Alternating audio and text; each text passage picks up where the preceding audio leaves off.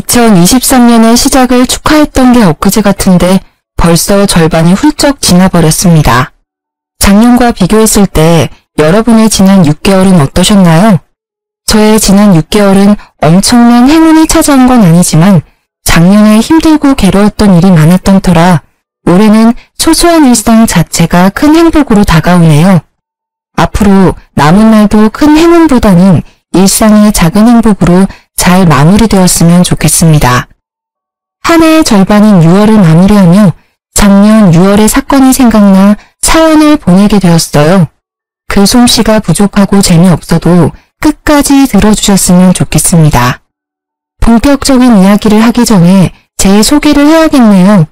저는 지방 소도시에서 나고 자라 결혼까지 했고 지금도 지방에 사는 30대 여성입니다.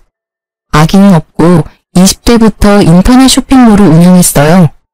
요새는 사람들이 인터넷 쇼핑몰을 많이 해서 매출이 떨어지긴 했지만 오래전부터 꾸준히 이 일을 해와서인지 여전히 먹고 사는 데 지장이 없을 정도로 넉넉한 매출이 나오고 있습니다.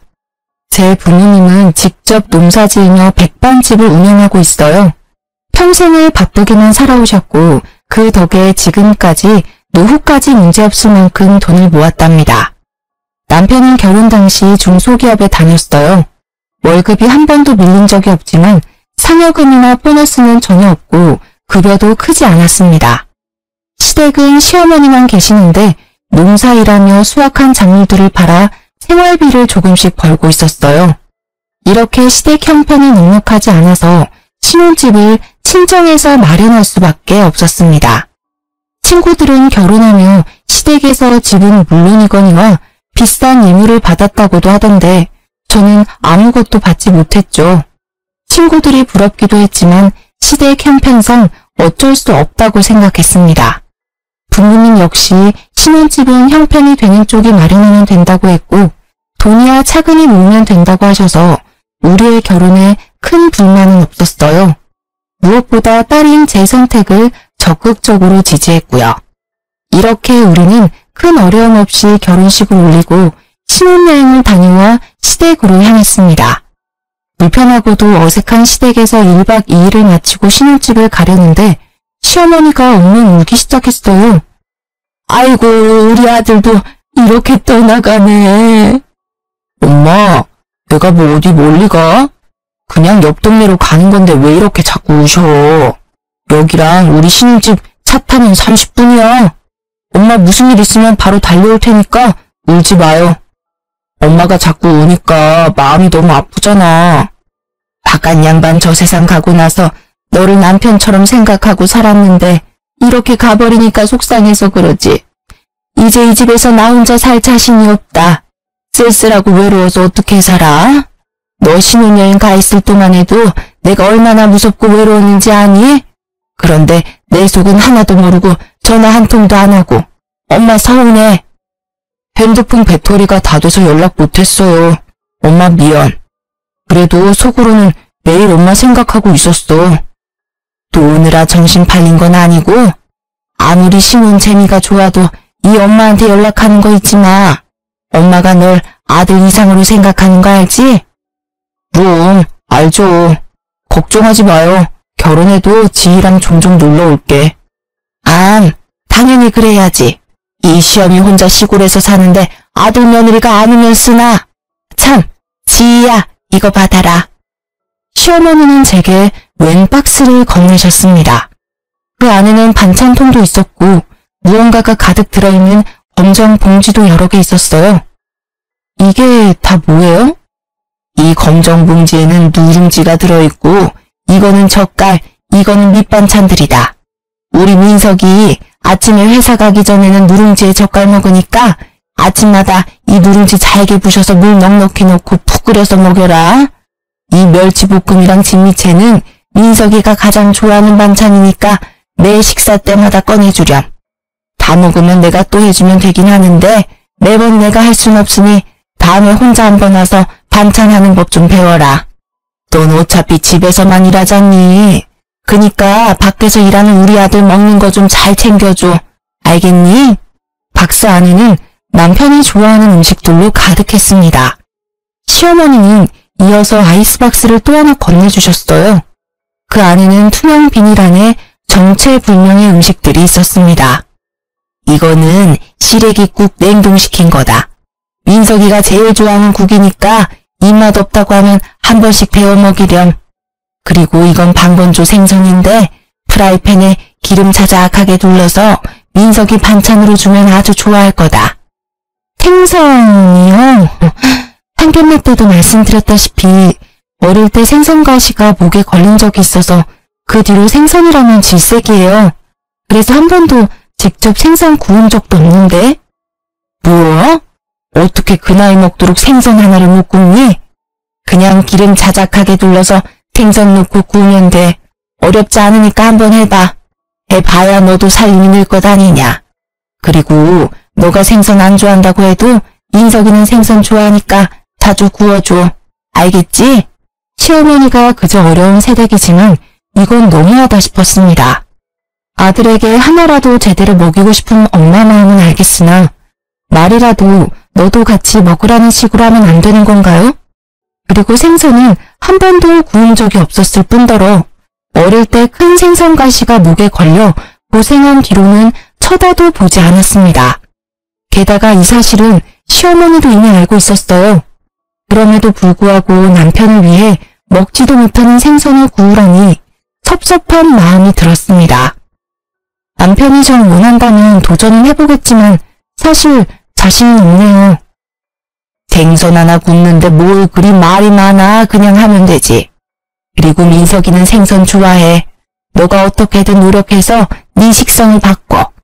앞으로 민석이랑 같이 살면서 너가 생선도 구워주고 가시도 발라줘야 하는데 싫다고 안 해버리면 어쩌니? 저는 잘 굽지도 못하고 먹지도 못하니 앞으로 남편이 직접 굽고 가시 발라서 먹으면 되겠네요. 그리고 애도 아니고 어른인데 가시는 직접 발라 먹어야죠. 예, 민석이가 어떻게 생선을 굽니? 원래 민석이는 그런 일 못해. 그리고 너는 회사 일로도 바쁜 애한테 집에서 직접 생선까지 구워다 먹으라고 시키고 싶니? 게다가 만약에 민석이가 먹었다가 너처럼 목에 가시라도 걸리면 어떡해? 난 그 꼴 못 본다. 아 맞다. 그리고 잠깐 기다려봐라. 시어머니야말로 말도 안 되는 소리만 하다가 갑자기 뭐가 생각났는지 부엌으로 들어갔습니다. 잠시 후 투명 비닐에 쌓인 냉동된 무언가를 한가득 가져왔어요. 너 빵 좋아한댔지? 이거 일하면서 먹어라. 꽤 비싼 빵인데 내가 상할까봐 냉동 보관한 거야. 실온에다가 두고 먹으면 아마 처음 샀던 것처럼 먹을 수 있을 게다. 사실 생선 이야기 할 때까지만 해도 서운했는데 제가 좋아하는 빵을 따로 챙겨주니 서운한 마음이 금세 풀렸어요. 남편은 시어머니가 챙겨준 음식들을 보며 아주 행복한 표정을 지었습니다. 우와, 우리 엄마 손 큰 건 역시 알아줘야 한다니까. 이것만 있어도 한 달은 넉넉히 먹고 살겠다. 엄마 고마워요. 고맙긴. 신혼재미 좋다고 이 엄마 잊지 말고 자주 들러. 전화도 자주 하고. 알겠어?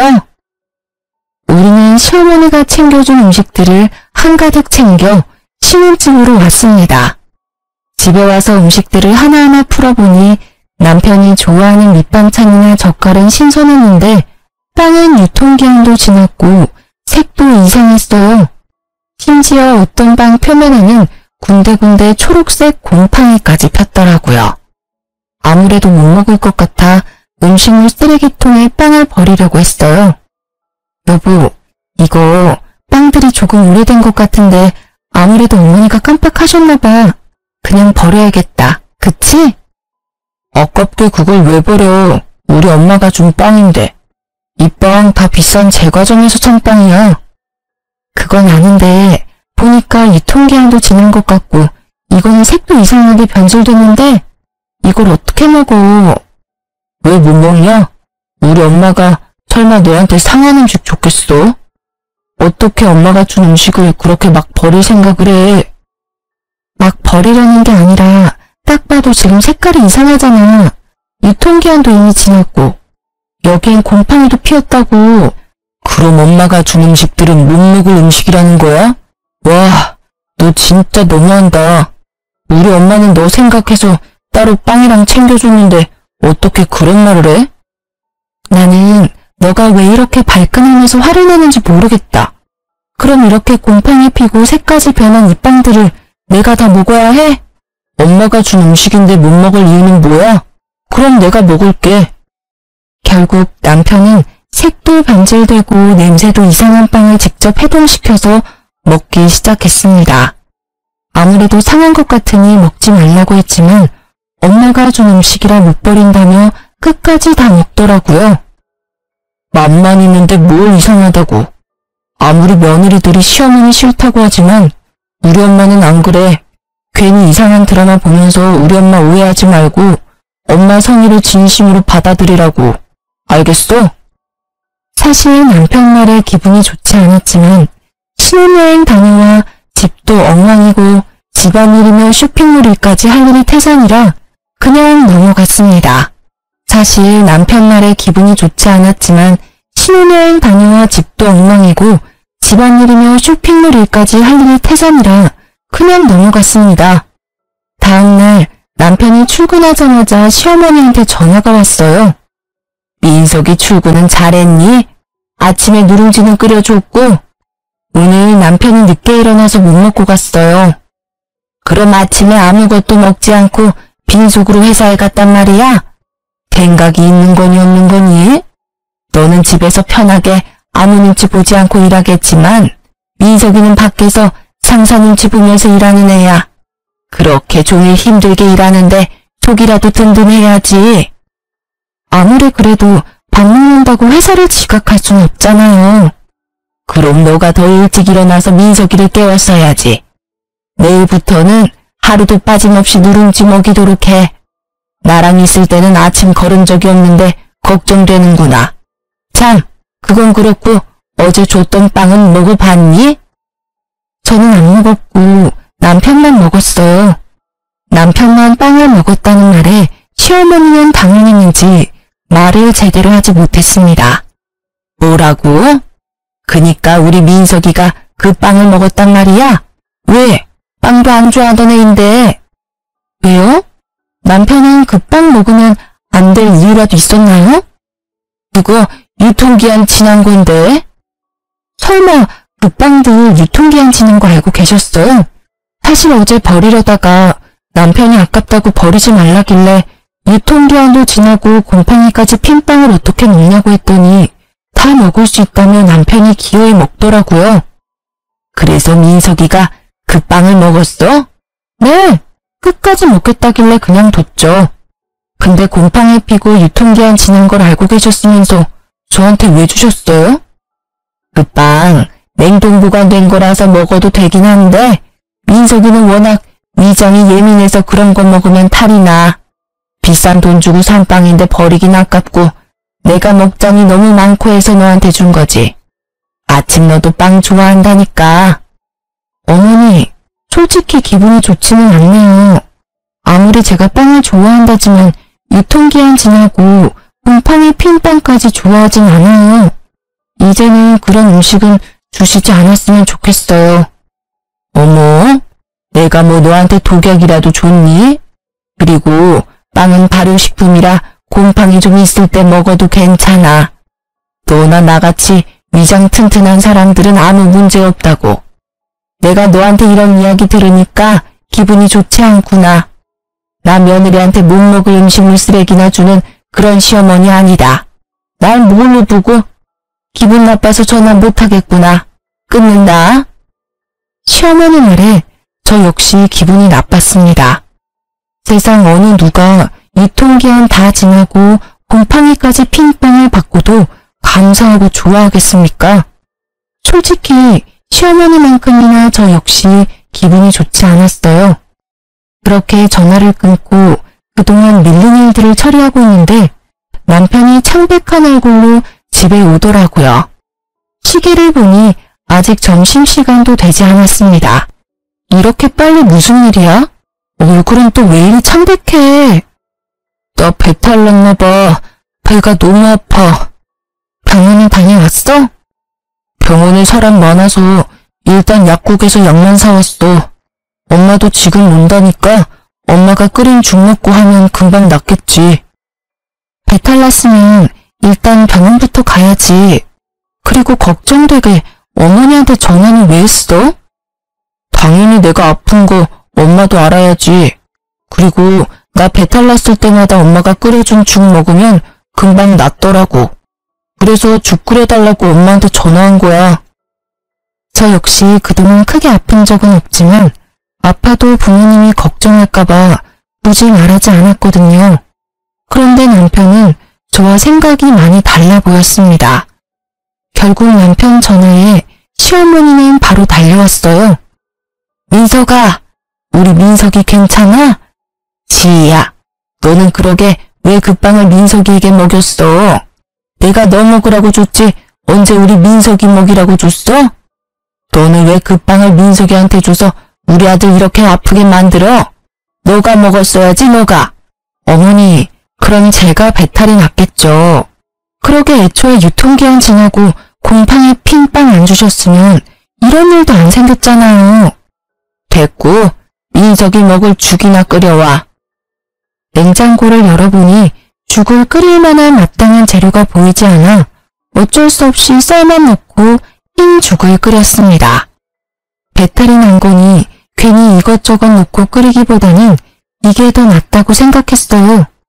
정성 들여 열심히 끓였는데 시어머니가 죽을 보더니 혀를 끌끌 차더라고요.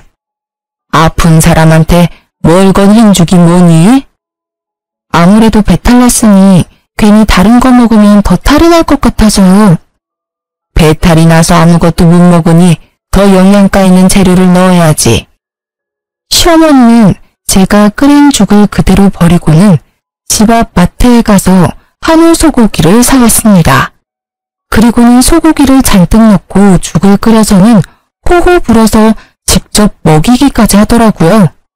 다 큰 성인이 배탈 났다고 쫓아와서 죽까지 끓여다 먹여주는 모습을 보니 그저 기가 막혔습니다. 화라도 내고 싶었지만 너무 아파하는 남편 앞에서 큰 소리를 낼 수가 없어 그냥 조용히 있었네요. 그 뒤로 한 달 정도 시간이 흘러 6월이 되었습니다. 이번 주 주말에 약속 있어? 특별한 약속은 없는데 왜? 금요일부터 일요일까지 우리 집에 가서 개복숭아 수확하는 일 좀 도와드리자. 엄마 혼자 이 뜨거운 날 농사일 하시는 게 얼마나 힘들겠어. 같이 갈 수 있지? 나야 뭐 그 전날 미리 일해놓으면 갈 수야 있지. 그런데 당신 회사는 어떻게 하고? 금요일에 연차 쓰고 가야지. 솔직히 어느 며느리가 시댁에 일하러 가는 게 좋겠습니까? 하지만 친정 부모님이 농사 지을 때 많이 힘들어하는 모습을 봐서 당연히 도와드려야겠다는 생각에 알겠다고 했습니다. 대신 금요일에 가려면 그 전날 어느 정도 일을 많이 해야 했어요.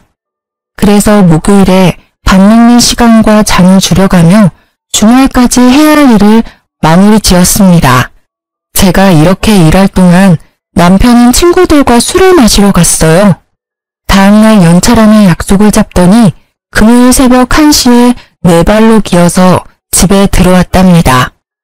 그리고 금요일 새벽 아침 일찍 시댁에 도착하려면 슬슬 일어나서 준비해야 하는데 남편이 숙취로 일어나지 못하더라고요.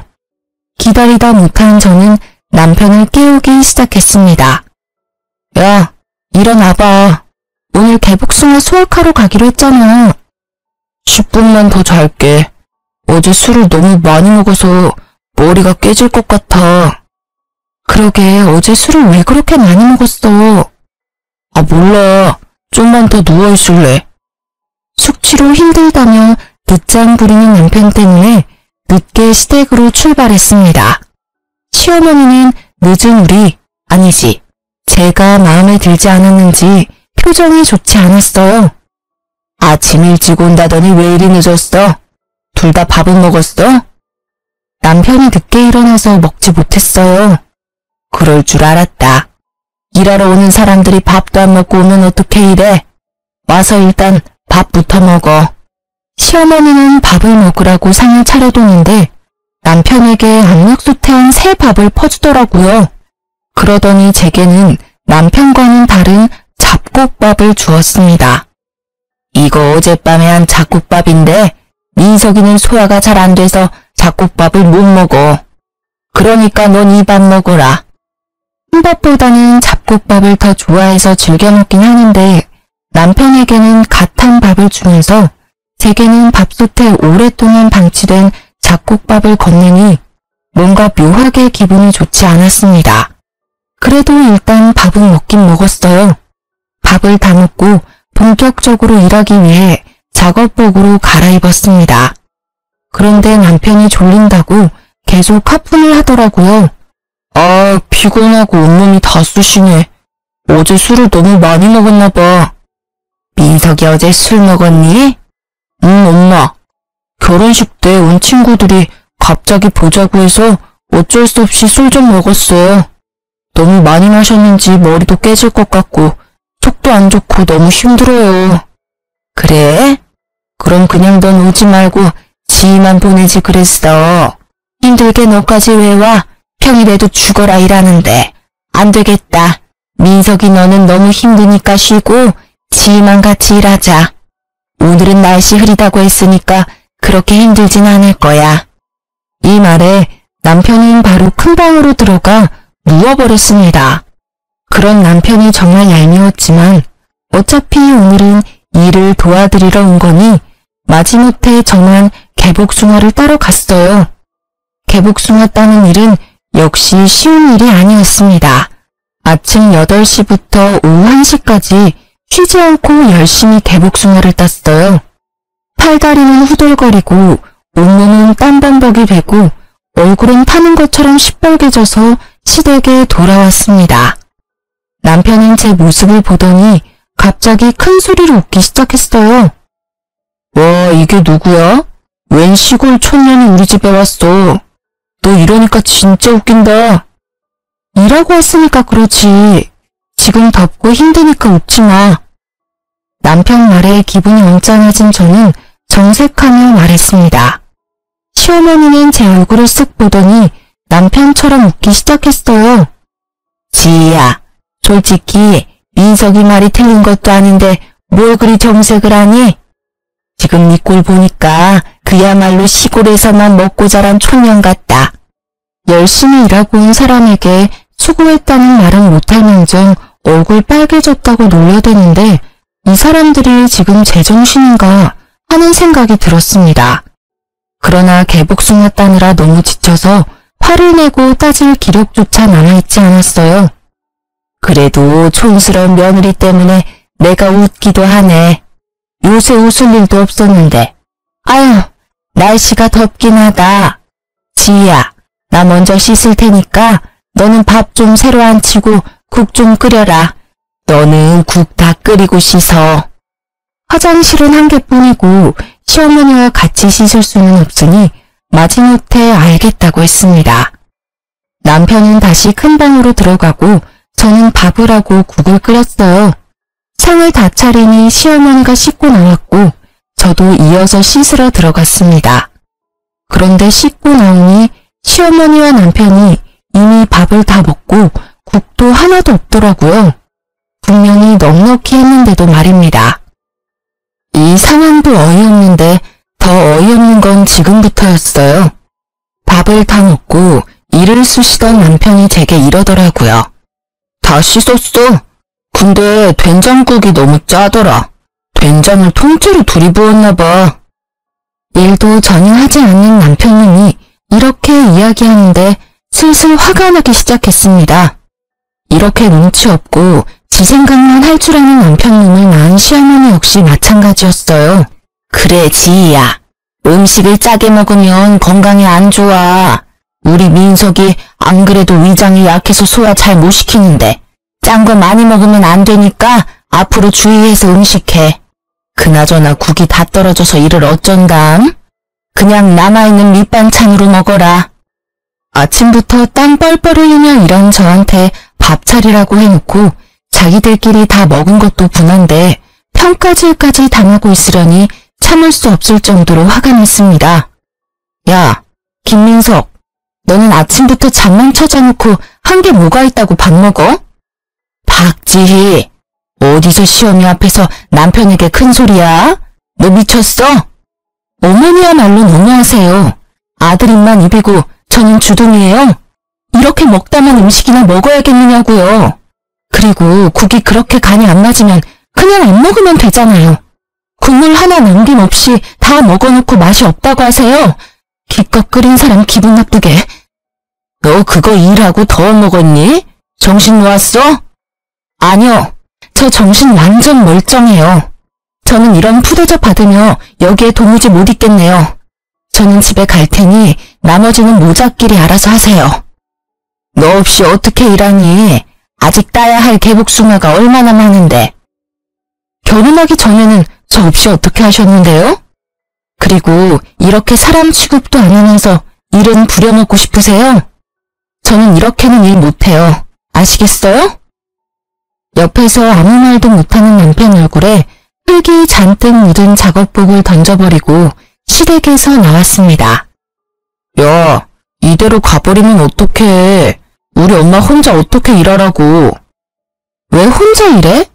아들이 너가 직접 도와야지. 난 갈 테니까 모자끼리 오붓한 시간 보내. 그 뒤로도 시어머니는 농사일하러 오라고 했고 남편이 같이 가자고 했지만 절대 가지 않았습니다. 그렇게 개무시를 당하고 나니 2번 다시는 가기 싫더라고요. 제가 끝까지 가지 않으니 남편은 혼자 일하는 시어머니가 안쓰럽다며 농사일을 돕기 위해 회사에 연차나 반차 쓰는 일이 많았습니다. 그리고 농사일하고 오면 힘들다며 다음날 지각이나 무단 결근을 했어요. 솔직히 회사에서 봐주는 것도 한두 번이지. 매일 업무에 소홀히 하는 직원을 가만히 둘 리가 없지 않겠습니까? 결국 시어머니 농사일 때문에 근태가 엉망인 남편은 1년 만에 권고사직을 당하고 백수가 되어버렸습니다. 그 뒤로 남편은 게임에만 미쳐서 살았어요. 새벽엔 혼자 배달음식 시키고 놀고 술 마시고 잠만 잤습니다. 게다가 부부 공동 생활비로 성능 좋은 컴퓨터까지 샀어요. 말로는 회사 구한다고 했지만 제가 볼 때는 이력서 작성조차 하지 않았습니다. 이러한 남편의 생활이 한심스러워서 대화도 시도하고 싸워보기도 했지만 말이 도통 통하지 않더라고요. 그래서 우리는 기본적인 대화조차 하지 않고 그저 집만 공유하며 살았습니다. 같이 밥도 먹지 않았고 집에 들어오지 않아도 신경 쓰이지 않았어요. 엄밀히 말하면 제 일을 하느라 바빠서 남편이 밥을 굶든 말든 신경 쓸 시간조차 없었습니다. 남편이 애는 아니니까 배고프면 알아서 차려 먹겠거니 하고 말았답니다. 그러던 어느 날 집에서 일하는데 시어머니가 한가득 장을 봐서 오셨어요. 당황한 저와는 달리 남편은 시어머니가 올 걸 알고 있었는지 아주 반갑게 맞이하더라고요. 엄마, 왔어? 너 배고파. 밥 좀 줘. 그래, 우리 아들. 엄마가 이것저것 사왔다. 얼른 밥 차려줄게. 너는 집에 있으면서 얼마나 우리 민석이 밥을 챙겨주지 않았으면 애가 나한테 밥을 다 해달라고 하니? 오셨어요. 그동안 저도 일이 너무 바빠서 잘 못 챙겼네요. 거기 멀뚱히 서 있지 말고 얼른 와서 나 좀 도와라. 죄송한데 지금 당장 급히 처리해야 할 일들이 있어서요. 일단 하던 일 먼저 마무리하고 나올게요. 남편도 일 안 하고 있는데 저라도 일을 해야지 이 집이 돌아가지 않겠어요? 시어머니는 기가 찬다는 표정을 지었습니다. 그래도 어쩌겠어요. 이 집에서 돈 버는 사람은 저밖에 없는데 저라도 열심히 일해야죠. 그렇게 저는 방으로 들어가고 시어머니는 요리를 시작했는데 부엌에서 냉장고 상태가 어쩌느니 청소가 엉망이라느니 하면서 뭐라고 하더라고요. 그러나 일하느라 바빠 시어머니의 시시콜콜한 말들에 신경 쓸 겨를이 없었습니다. 잠시 후 시어머니가 나가서 불러보니 임금님 수라상 같은 밥상이 차려져 있었어요. 시어머니는 저를 보더니 아주 못마땅한 표정으로 앉으라고 했습니다. 그동안 맨날 배달 음식만 먹으니까 질렸는데 너무 좋다. 그래, 우리 아들 많이 먹어라. 그동안 얼마나 고생했는지 살이 다 빠졌네. 그리고 지희 넌 그깟 푼돈 버는 쇼핑몰 운영한다고 우리 아들 밥도 안 차려주니? 너 내가 경고하는데 돈 번다고 민석이 기죽이지 마라. 지금은 놀지만 앞으로 크게 될 사람이야. 네가 쇼핑몰로 돈을 얼마나 많이 버는 줄은 모르겠지만 앞으로 너보다 돈 많이 벌 사람이라고. 지금 저보다 돈 더 많이 벌려면 대기업에는 가야 할 텐데요. 나이는 많고 그렇다 할 경력도 없고 회사에서 잘리기까지 한 남편을 받아줄 대기업이 어디 있을런지 모르겠네요. 네가 뭐 얼마나 번다고 그래? 너 통장 가져와봐. 시어머니 말에 당당히 폰뱅킹 어플을 열어 통장 잔고를 보여주었습니다. 예상보다 많은 금액에 시어머니와 남편은 깜짝 놀랐어요. 뭐 그래도 그동안 열심히 살았나 보네. 그래도 쇼핑몰은 언제 망할지도 모르잖아. 너무 불확실해. 그러니까 그깟 쇼핑몰 한다고 유세 떨지 말고 우리 아들 잘 내조해. 참, 그리고 다음 주에 고구마 캘 거다. 그날은 핑계 대지 말고 꼭 와라. 어머니 아들 지금 백수잖아요. 종일 게임만 하고 먹고 자고 놀기만 하는데 어머니 아들만 가면 되지 일하는 저까지 꼭 가야 해요? 게다가 남편은 지금껏 우리 집 농사일 때 한 번도 안 했는데요. 이 말이 마치자마자 시어머니는 제게 숟가락을 던졌습니다. 시어머니가 오라면 그냥 네 하고 오면 되지 어디서 말대꾸야? 사위는 백년 손님이고 며느리는 종신 식구라는 말도 몰라? 사위는 손님이니 처가에서 일하면 안 되고 며느리는 식구니까 시댁에서 같이 일해야지. 그리고 보기에도 귀한 아들을 너한테 준 것도 아까운데 너네 집에서 어떻게 일하는 꼴을 봐? 살다 먹던 숟가락으로 맞아본 적은 없는지라 너무 당황스러워 말도 못하고 멍한 표정으로 있었습니다. 그 표정을 보더니 남편이 비웃더라고요. 내가 너 혼날 줄 알았다. 아까부터 엄마가 도와달라고 했는데 나와보지도 않더니 꼴 좋다. 순간 부모님이 마련해준 이 집에서 왜 이런 푸대접을 받아야 하는지 분노가 치밀어 올랐습니다.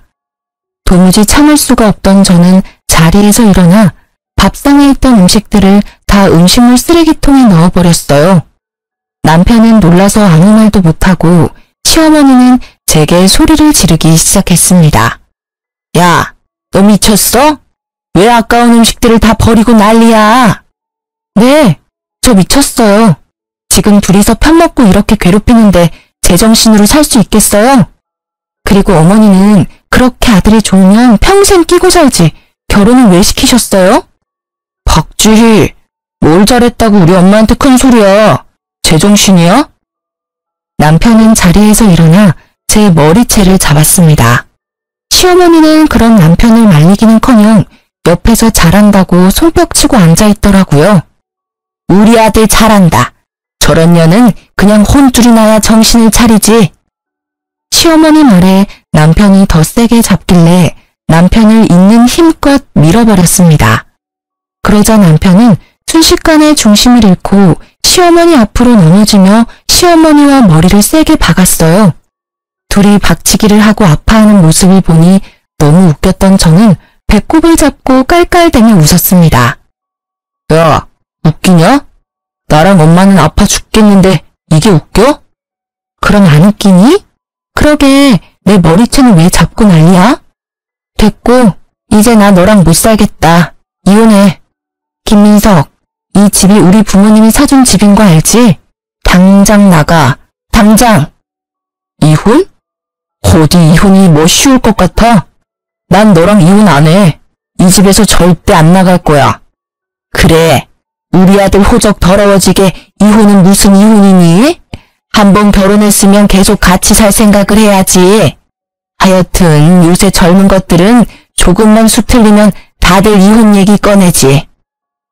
상황 파악 못하고 계속 헛소리를 짓거리길래 가만두면 안 되겠다는 생각이 들었습니다.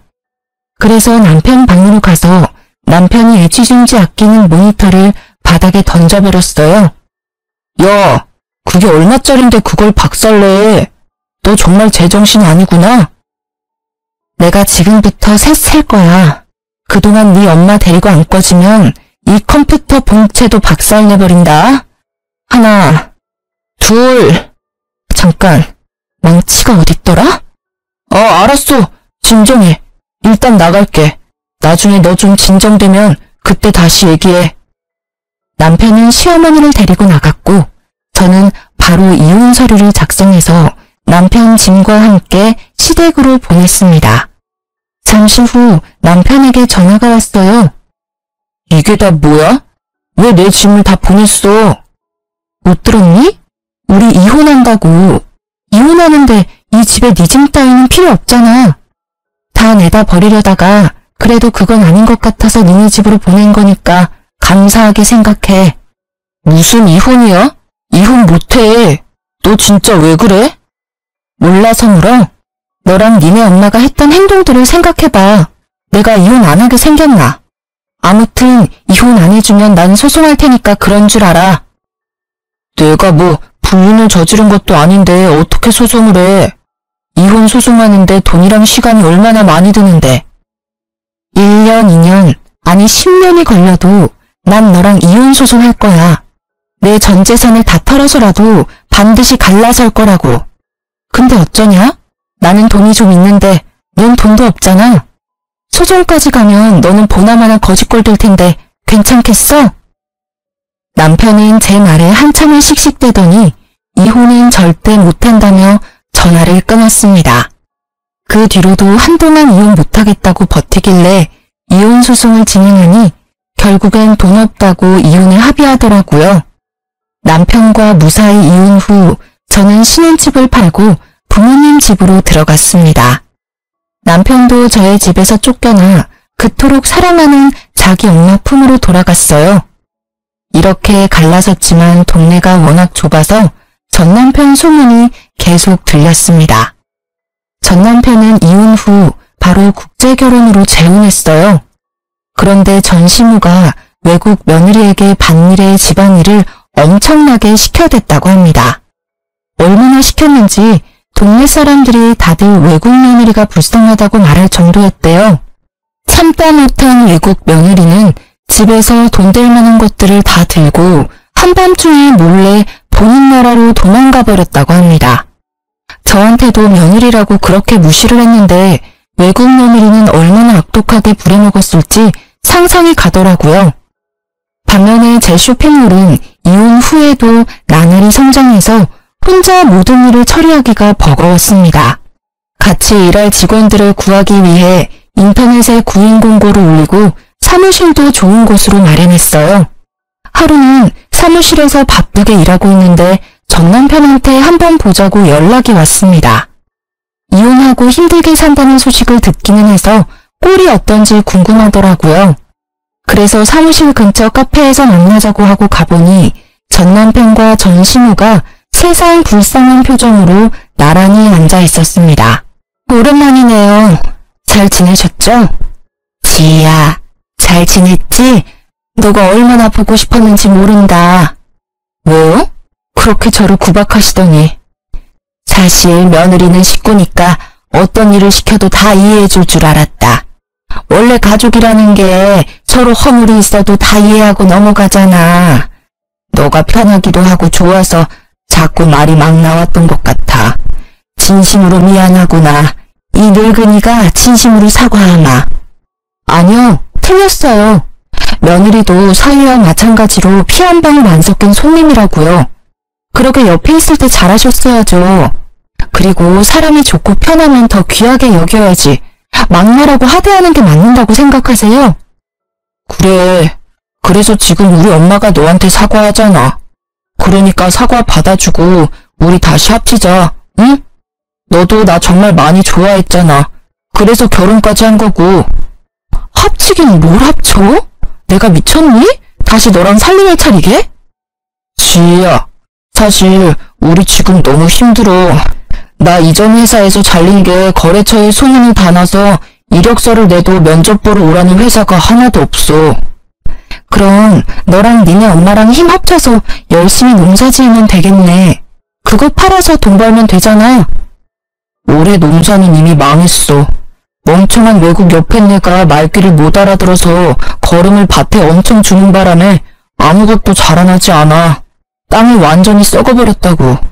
게다가 그년이 집에서 돈 될 만한 것들 다 들고 튀어버려서 돈 나올 구멍이 하나도 없어. 진짜 굶어 죽겠다고. 그러니까 옛 좀 생각해서 나랑 다시 살아주면 안 될까? 아니다. 그게 정 싫으면 너 쇼핑몰 하니까 일거리라도 좀 주면 안 될까?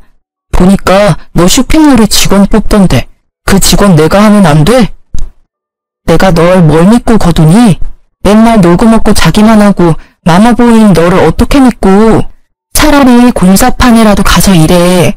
몸을 굴리고 땀을 흘리면서 돈을 벌라고. 남한테 기생하려는 생각만 하지 말고.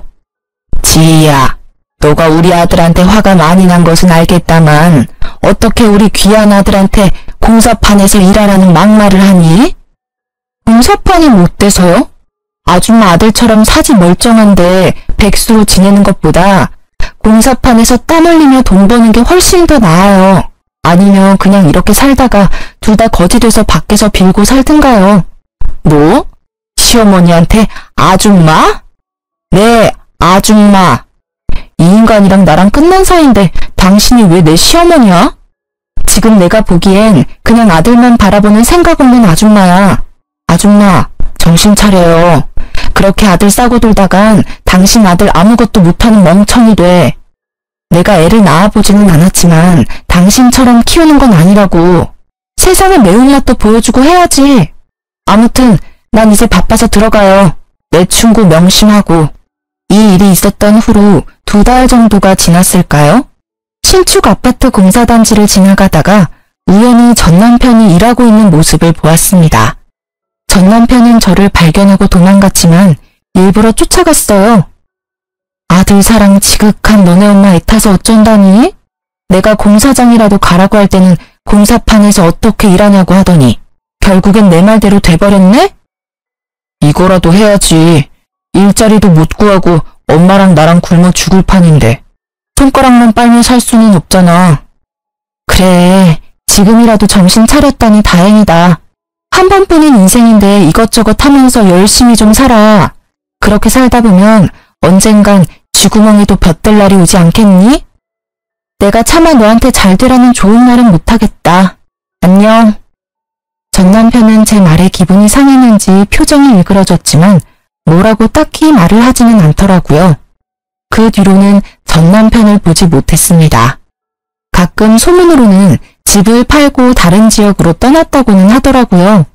이렇게 완전히 전 시댁과 연이 끊긴 지 벌써 1년이라는 시간이 흘렀습니다. 제 성격이 무던하고 털털하기는 하지만 그래도 이혼이 큰 충격이고 상처였는지 한동안은 몸이 매우 아팠어요. 그래도 지금은 다 극복하고 건강해졌습니다.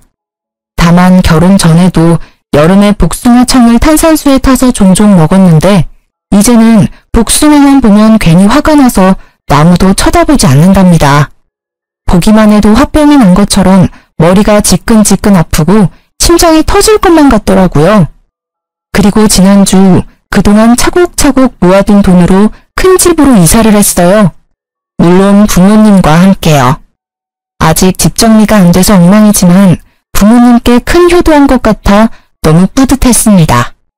어제는 가족끼리 외식을 하고 부모님과 노래방에 갔는데 아빠가 있을 때 잘해라는 노래를 구성지게 부르시더라고요. 그 노래를 듣고 있자니 전 심호와 전 남편 놈이 생각이 났습니다.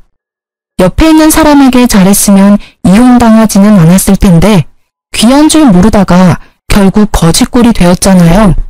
저는 절대 그렇게 살지 말고 제 옆에 있는 가족들, 든든한 직원들 하나하나를 다 귀히 여겨야겠다고 다짐하고 또 다짐했습니다.